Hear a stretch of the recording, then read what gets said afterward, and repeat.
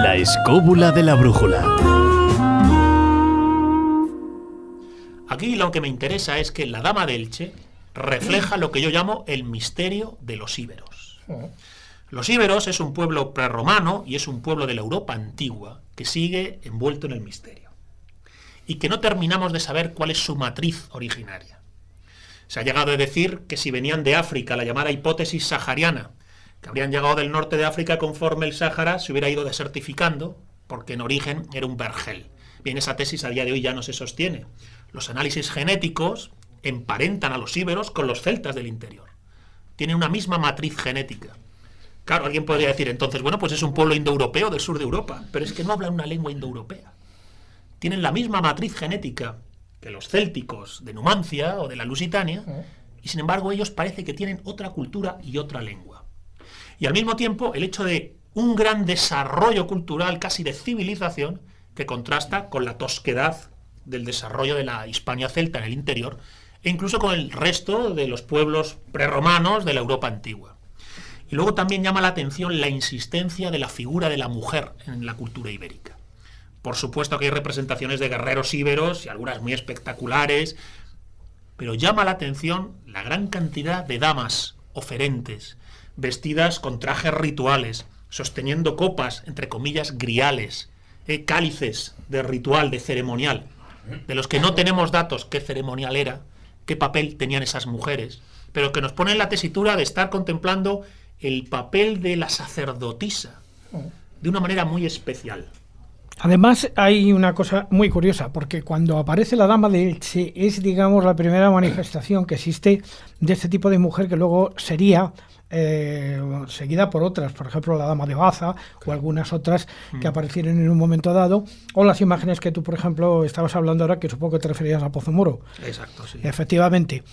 Pero hay algo muy curioso. Vosotros sabéis, y en esto vamos a traer la polémica, que alguien discutió en su día por la trayectoria desde el cubrimiento, un tal John F. Moffitt dijo que era una falsificación. Pero es a lo que quería llegar. Hasta que aparece, pocos años después, otro busto que es exactamente de las mismas características, aunque un poco más sencillo, que sería la Dama de Guardamar. Claro, eso ya demostró, y que presenta, y ese demostró que efectivamente estamos ante la cultura de Etana y ante posiblemente, dentro de lo que eran los íberos que ocupaban la zona mediterránea y tal, estos en concreto eran edetanos y bastetanos, y tenían todo este tipo de elementos oferentes y tal relacionados con este tipo de bustos que igual algún día vuelven a aparecer alguno más. Yo diría que están vinculados al mundo funerario, efectivamente aparecen esos restos de cenizas, sí. O sea, están vinculados a la muerte, pero no es un simple homenaje al difunto. Lo que quiero decir con esas cavidades que tienen detrás, que si entran las cenizas o no, es que no tienen un mero uso funerario, no es simplemente la representación de un muerto que van a rezarle sus familiares. Claro. Hay algo más. Por supuesto, hay una conexión con la muerte. ¿Por qué? Porque la muerte es el argumento de la vida en el mundo tradicional, porque se cree en el más allá y se cree en la trascendencia. Así que la muerte es el momento definitivo de la existencia. Ahora, más allá de lo meramente funerario, estas mujeres son sacerdotisas. Claro. De una religión y un culto que no sabemos y que apenas tenemos información, pero que posiblemente no se formaba parte de ese grupo de sacerdotisas simplemente porque sí. Para ponerse esas vestiduras se pasaría por unos ritos y unos ceremoniales que te aseguraban el derecho a vestirte así y ponerte esas joyas. La propia Dama de Baza que aparece en un trono. Claro, no es una mujer cualquiera. El sillón alado, ¿no? No es una mujer cualquiera. Entonces, ¿qué papel tenía la sacerdotisa en ese mundo ibérico? ¿Quiénes eran esos íberos que tienen la matriz genética de los celtas del interior, pero no hablan su lengua? Bueno, pues todo eso es el misterio de los íberos que está en la raíz misma del misterio de la España mágica. A mí me gustaría destacar lo dotadísimo que estuvo el artista que esculpió eso, puesto que yo he estado tentado muchas veces de retirar de ese rostro todas esas ornamentaciones que tiene para meterme de lleno. Ya lo hice con Tutankamón y con Akenatón, y realmente de repente te encuentras con una persona, con una persona real, que tiene una raza, que tiene una morfología. Resulta que la morfología de la cara de la Dama de Elche es de una serenidad pasmosa. Quiero decir que se sitúa deliberadamente se quiere retratar esa actitud de eso que tú estás majestática diciendo, y de serenidad, de que es propia de los dioses o de los iluminados o del Buda o de la persona realizada. Tiene un gesto sereno. Es que esto que tú has comentado de lo que es el contacto con la etapa mortuoria es como que esa estatua está en contacto con el infinito, mira hacia al más allá, es decir, y luego también participa de una estilización que podría ser, pues como podría ser una Nefertiti egipcia, es decir, una estilización preciosa, pero que claro, eso es una obra única. ¿Nos ha llegado solamente esa? Bueno, yo me imagino que es la que se habrá encontrado. Igual habrá otras, igual que la Dama de Baza. Vuelvo a decir que es muy y que todas posible, divinizadas. Es muy posible que aparezcan más, pero sobre todo, cuando pensamos en la Dama de Elche, no debemos pensar en la famosa Dama de Elche que salió en los billetes de la época de Franco. Tenemos que pensar que ese busto que hoy día estamos viendo, sin policromía, la tuvo.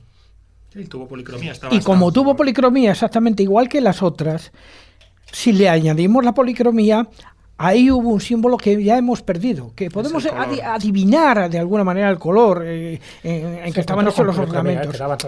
Sí, pero muy poquitos, muy poquitos. Lo que pasa es que se va perdiendo con el contacto con el oxígeno. Es verdad, y eso es muy importante destacarlo, yo creo que ya lo ha insinuado Gonzalo, que estamos hablando de un culto a la feminidad, es decir, es una sacerdotisa. Se ha especulado quién podría ser. Está claro que no es una diosa, está claro que no era una mujer vulgar, no era alguien plebeya, sino que era alguien de la alta alcurnia y posiblemente pues con esos toques sagrados que conferían a las sacerdotisas. Por lo tanto, nos imbrica en una situación que para mí es muy interesante, porque siempre se piensa que el culto a la diosa madre estaba más bien relacionado con el neolítico, pero también es verdad que en la edad de bronce y en la edad de hierro se siguió con ese culto. Y por otra parte, yo creo que eso es importante también destacarlo, ¿no?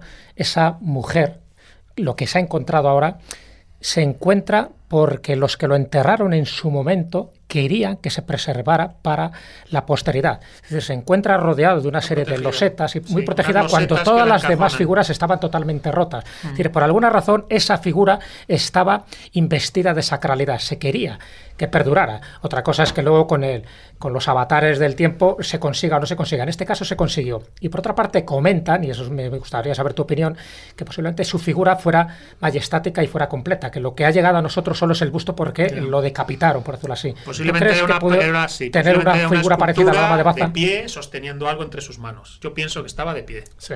Y estaba con el gesto propio de la sacerdotisa que vemos en las esculturas ibéricas, donde lleva un cáliz en la mano y está haciendo un gesto de ofrenda, que posiblemente solo puede hacer la sacerdotisa. Claro. No tenemos representación de sacerdote haciendo lo mismo. Entonces, es la mujer investida de un rito de iniciación que la permite tener la autoritas para hacer esa ofrenda. Eso supone que hay un ceremonial detrás de una cultura profunda, compleja y sofisticada, que es la de los íberos, de la que apenas ya sabemos nada y que ni siquiera sabemos ni de dónde venían ni... Recuerda que en el Cerro de los Santos se encontraron muchísimas figuras oferentes femeninas, o sea que posiblemente en pequeño tamaño, pero de la misma época y posiblemente con la misma finalidad, que es ofrecer algo sagrado a los dioses. Muchísimas más, casi 2000 aparecieron en la cueva de los muñecos de Santa Elena, y sobre todo en la parte del Castellar de Santisteban aparecieron estas figuras, pero votivas en bronce, pero miles y miles y miles de ellas, como relata la Galán. En conclusión, íberos, producto patrio a reivindicar, claramente. Aparte de esto, marca de origen. Pero totalmente. Marca España.